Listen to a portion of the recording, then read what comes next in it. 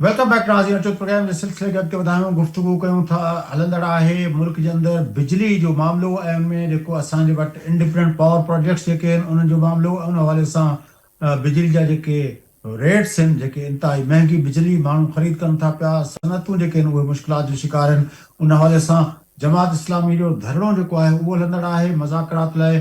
जेके efforts कयूं पियूं वञनि उन्हनि जो छा नतीजो आहे, ऐं बिजली जो मजमूई तौर ते मसइलो इहो आहे छो कीअं ऐं कॾहिं खां शुरू थियो। उन हवाले सां फज़ला कुरैशी साहब असांखे ब्रीफ ॾिनो पिए पंहिंजो बिजली जे बहिरान जे हवाले सां, त इहो बिजली IPP जो मोड असां शुरू कॾहिं कयो 90s जे ॾहाके में। बेनज़ीर भुट्टो साहिबा जी जेका ॿी हुकूमत हुई तॾहिं IPP जो मोड शुरू कयो वियो, पर उन वक़्तु जेके सूरत हाल हुई, पर आहिस्ता आहिस्ता जीअं इनपुट्स वधंदियूं वियूं तीअं उहो रेट महांगो थींदो वियो। पर उनमें पोइ इंट्रस्ट ग्रुप जेके आहिनि उन्हनि जे शामिल थियण जे करे जेके तरमीम करण जी कोशिशि कई वई, उनमें जेको बहितरी आणण जी कोशिशि कई वई, त नेपरा खे जेको आहे नेपरा लॉस जे अंदरि तब्दीली करे नवाज़ शरीफ़ जी हुकूमत उहो नेपरा खे जूं ॿाहूं ऐं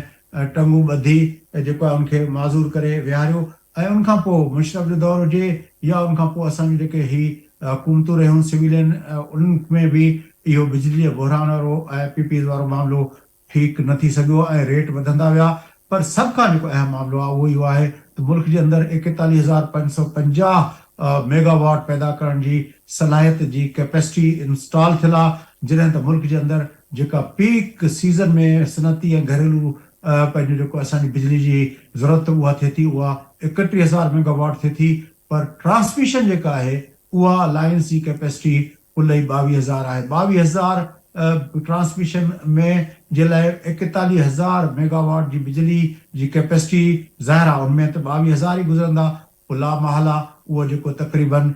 20,000 मेगावाट जेका आहे उहा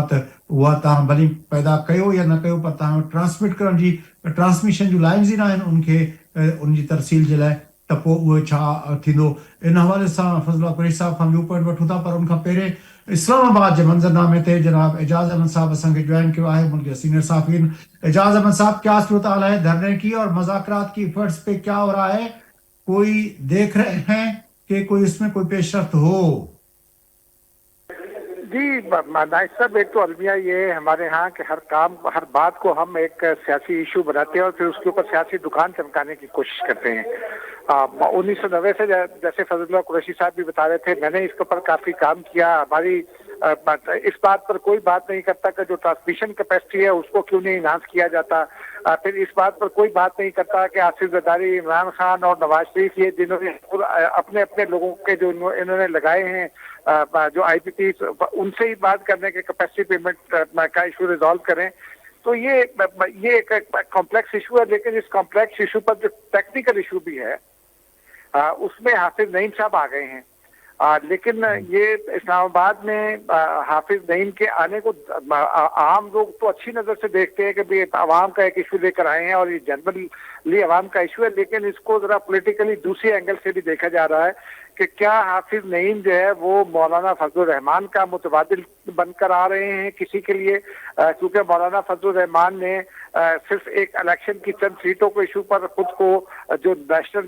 सिक्योरिटी एस्टेब्लिशमेंट थी उसके अगेंस्ट पिच किया और अपने आप को डिस्कार्ड कर दिया, और मफादात जो है उनके सियासी मफादात वो गालिब आ गए कौमी मफादात पर। तो इसको एक तो इस नज़र से देखा जा रहा है, दूसरा इस नज़र से भी देखा जा रहा है कि क्या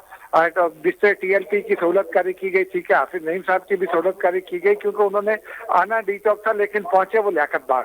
तो ये सवालात मौजूद हैं। ताहम हुकूमत ने अपनी कमेटी बना दी है। आज वजीर दाखिला ने लियाकत बलोच से भी बात की, जमात इस्लामी अपनी कमेटी बनाएगी, दोनों में मुज़ाकरात शुरू हो जाएंगे। और मेरा ये ख्याल है कि मुज़ाकरात में कहीं ना कहीं एक सैचुरेशन पॉइंट पर दोनों पहुंच जाएंगे और मामला तय पा जाएंगे। ताहम एक बात है कि पॉलिटिकली जमात इस्लामी के तने मुर्दा में रूह जरूर फूंक दी है हाफिज नईम ने, और उसका उन्हें कराची में अल्टीमेटली फायदा होगा। जी एजाज साहब, आप बात कर रहे थे अपना इस्लामाबाद के हवाले से और हाफिज नईम के आने के हवाले से। हाफिज नईम साहब का आना जो है वो अल्टीमेटली जमात इस्लामी को फायदा देगा, क्योंकि वो पब्लिक के इशू पर आए हैं और हुकूमत ने भी मुज़ाकराती कमेटी बना दी है, और हाफिज नईम भी कुछ देर में अपनी कमेटी का ऐलान कर देंगे। اور شاید دونوں کمیٹیاں کسی ایک نقطے پر پہنچ جائیں، کسی ایک معاہدے پر پہنچ جائیں، جلد معاہدے پر پہنچ جائیں، یہ اپنی جگہ ہے، لیکن جس طرح وہ آئے ہیں اس کو دیکھنا بڑا ضروری ہے کہ آنا انہوں نے ڈی چوک تھا، پھر وہ وہی تو میں ایتھلیٹ پوچھ پہنچے، رہا پھر تھا کہ ایتھلیٹ سے پاکستان میں جب بھی دھرنا ہوتا ہے تو پہلا سوال یہ ہوتا ہے ذہن میں جو آتا ہے لوگوں کے، وہ یہ ہے کہ دھرنے کے پیچھے کیا ہے۔ تو دھرنے کے پیچھے ہر وقت پاکستان کے اندر جب بھی دھرنا لگتا ہے تو ہر کوئی کے سوال کرتا ہے کہ دھرنے کے پیچھے کیا ہے، اس دھرنے کے پیچھے کیا ہے جاز زمن صاحب؟ جی میں اسی طرف آ رہا ہوں کہ جی جی اس سر۔ دھرنے کے پیچھے بھی یہ لگتا یہ ہے کہ دھرنے کے پیچھے جو ایک سوال اٹھایا جا رہا ہے وہ یہ کہ کیا اس دھرنے کے ذریعے یہ پیغام دینا مقصود ہے کہ حافظ نعیم جو ہیں وہ مولانا فضل الرحمان کا متبادل بن رہے ہیں اسٹیبلشمنٹ کے لیے، کیونکہ مولانا فضل الرحمان نے تو اپنے آپ کو ڈسکارڈ کر دیا ہے، اور اگر ایسا ہو جاتا، جماعت اسلامی کا ماضی بھی رہا ہے، جماعت اسلامی سید منور حسن کی جب امارت تھی اس وقت منور حسن اور کی وجہ سے، ان کے بعد بیانات کی وجہ سے اسٹیبلشمنٹ اور جماعت اسلامی میں فاصلے پیدا ہوئے، پھر حافظ نعیم کو اٹھانے کی کوشش کی گئی کراچی میں پچھلے الیکشن میں بھی، پھر ان کے بعد بیانات جو ہیں وہ فاصلہ پیدا کرنے کا باعث بنے، لیکن اب